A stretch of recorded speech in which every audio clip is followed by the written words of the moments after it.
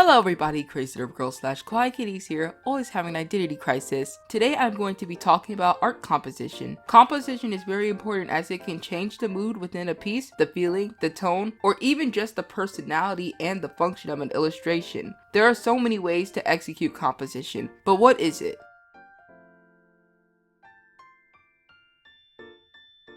Many most likely already know what composition is, but I'm here just in case someone doesn't know. Composition in art is how things are placed within an image.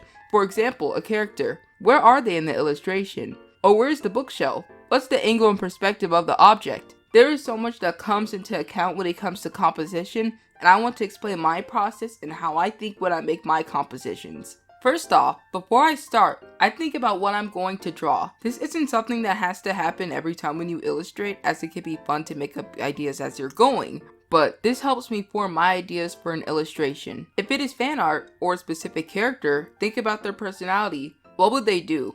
How would the character behave? Facial expressions can also help. For example, picking a pose off of a facial expression. If a character is snarky and you draw them with a snarky face on them, how would you pose them? Or if it's multiple characters, how would they interact? What objects would they hold? Where would they like to be? These simple questions can lead to a composition that looks cohesive and interesting, but this isn't the only way to make a great composition. What is the purpose of the illustration?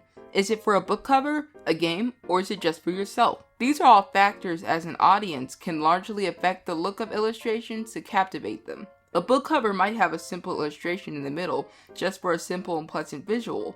Game art might require a composition where the character is in action and is actively doing a complicated pose with a mini environment. Or if it's for yourself, any composition will probably be fine. Finding references for the purpose of an illustration can be vital to create a composition that fits the idea, so simply going on Google, or my favorite, Pinterest, can be a large helping hand.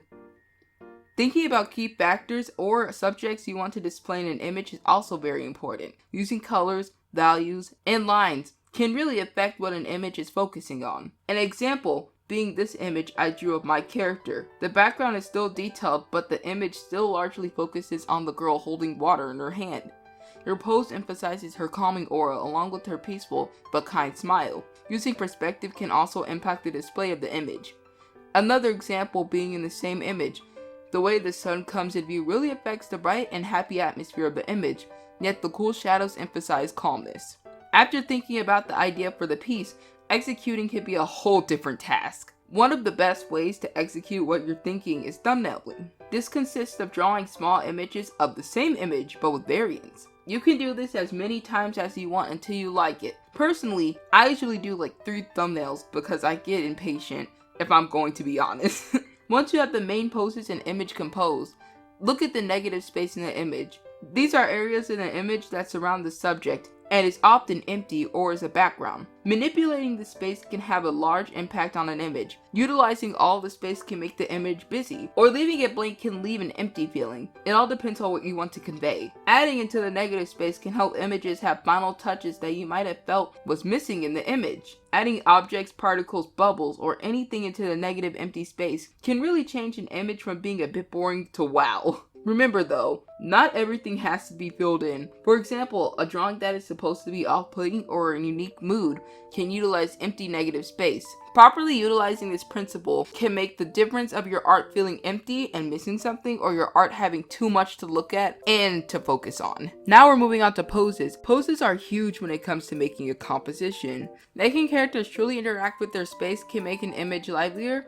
Making poses more dramatic and open, along with adding negative space between the body parts, can really make a subject more noticeable. Adding more bends to body parts, not to the point of breaking bones, but just extra, can really add to an image.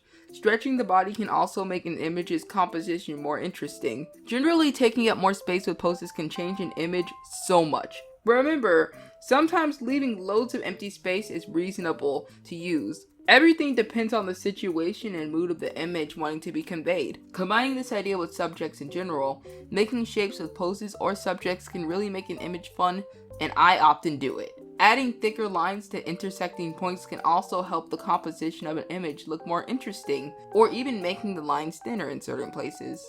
Remember how I mentioned color and values earlier?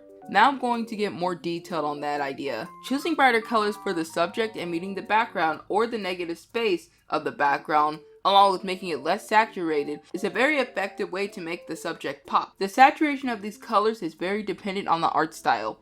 Or utilizing color and making the negative space or background grayscale, or flipping that for the subject can create a cool composition emphasizing the main subject. There are so many ways to make a subject pop. So many ways that I for sure can't tell all of them. Experiment. I'll put lighting with this section too. Using various light sources hitting from many different angles can make an image more complicated and interesting to the eye.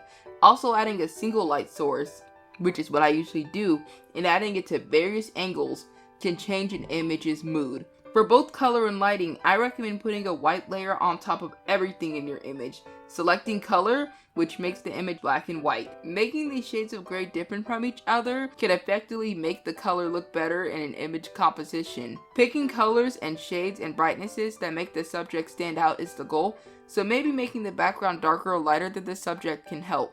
You also just want to have a general variation of values and shades of gray whenever you're doing this. So always switch on and off this layer so you can properly see what you're drawing and see if the values are different, so you can see how the eye is gonna view this image.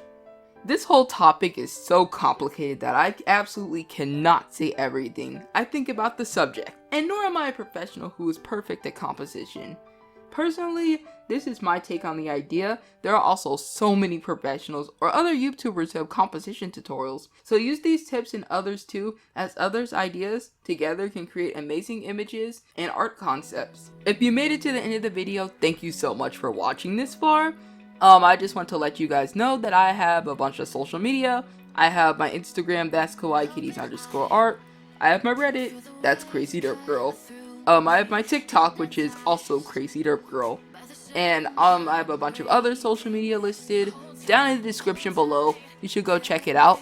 My commissions are also open, so you can message me on Twitter, which is crazyderpgirl. I kind of forgot to mention that. Or my Instagram.